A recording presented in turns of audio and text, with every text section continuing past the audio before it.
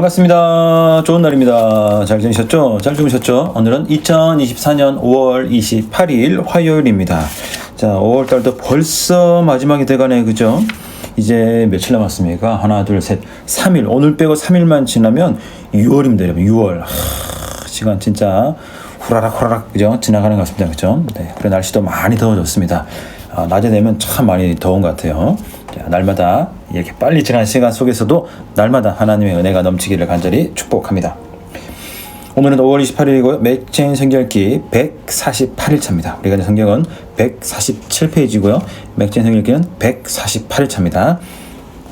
자, 맥체인 성경읽기 148일차 출발합니다.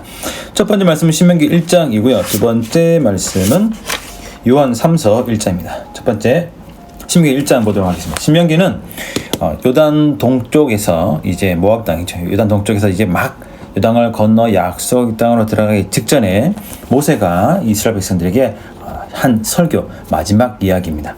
왜냐하면 모세는 그 약속의 땅에 들어가지 못했기 때문이죠. 또 이 모세의 설교 마지막 유언과 같은 말을 듣고 있는 이스라엘 백성들은 출애굽 2세대입니다. 예? 목사님 그게 뭔데요?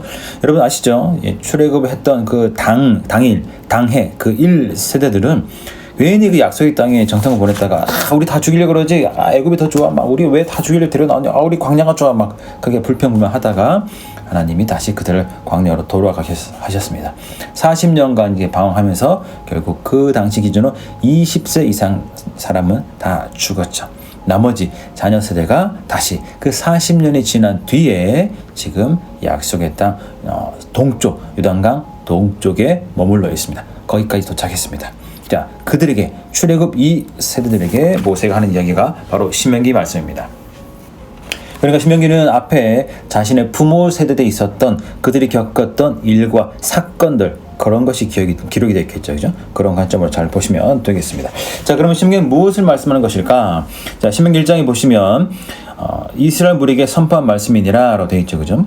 우리 한글 성경 또 영어 성경은 신명기라고 되어 있지만 히브리적 관점에서 보자면 이 신명기 책의 제목은 선포한 말씀, 이것이 말씀이다라는 것입니다. 자, 무엇이 말씀이라고요? 신명기가 말씀이라는 거죠. 왜 갑자기 약속의 땅에 들어갈 때 말씀을 강조하고 있을까요? 자, 왜냐하면 그들이 이 출애굽 2세대들이 그 땅에 들어갔을 때 말씀을 중심으로 말씀을 기준으로 살기 원하는 하나님의 뜻, 하나님의 의도가 여기에 담겨져 있습니다. 그러니까 여러분 앞으로 신명기 보실 때 이런 배경 지식을 좀 기억하시면서 보시면 훨씬 더 도움이 될 것 같고, 또 약속 땅에 들어가서 이스라엘 백성들이 어떤 말씀을 붙잡고 살아야 되느냐, 그것을 좀 기억하시면 좋겠습니다.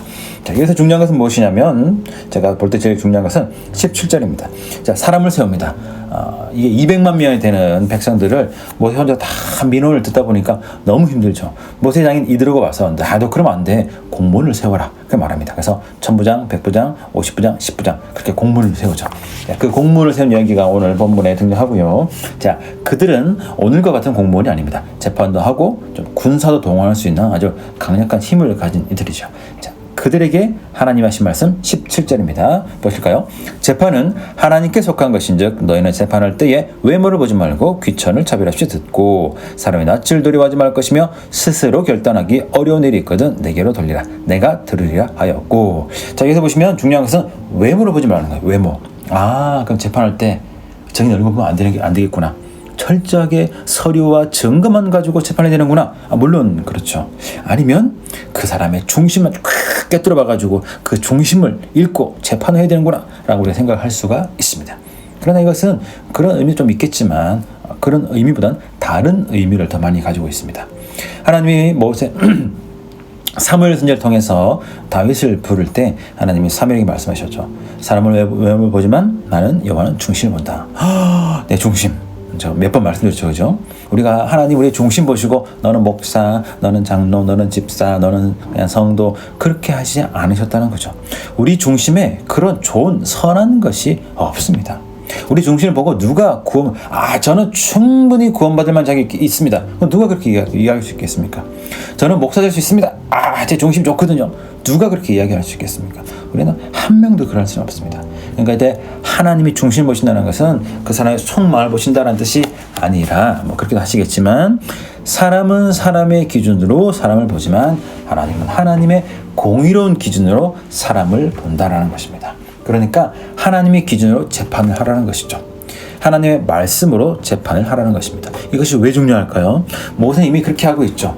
장차 모세의 뒤를 이어서 세워질 이 수많은 공문들, 천부장, 백부장, 50부장, 10부장들도 모세와 똑같이 하나님 말씀 중심으로 살아라 하는 얘기를 하고 있습니다. 그 약속 땅에 들어갔을 때 오직 말씀 중심으로 살라는 것이죠. 오늘 저와 여러분들도 마찬가지입니다. 우리 삶 가운데 여러 가지 많은 일들이 있죠, 그죠? 교회 올 때만, 기도할 때만, 예배드릴 때만 하나님의 말씀을 가지고 살려고 하면 안 되고 우리 삶의 모든 영역에 있어서 우리는 항상 말씀 중심으로 살아야 되는 줄로 믿습니다. 우리가 직장에 있든 뭐 일을 하든 뭐 공부를 하든 학교든 가정에 있든 누굴 만나든 어느 자리에 있든 우리는 항상 말씀 중심으로 잘 살아야 되는 줄로 믿습니다. 그래서 첫 번째는 말씀 중심으로 잘 살자. 말씀 안에 머물자. 말씀 벗어나는 삶을 살지 말자. 그렇게 적용하시면 좋겠습니다. 자, 두 번째는 요한 3서 1장이고요. 요한 11절 볼까요? 자, 152페이지입니다.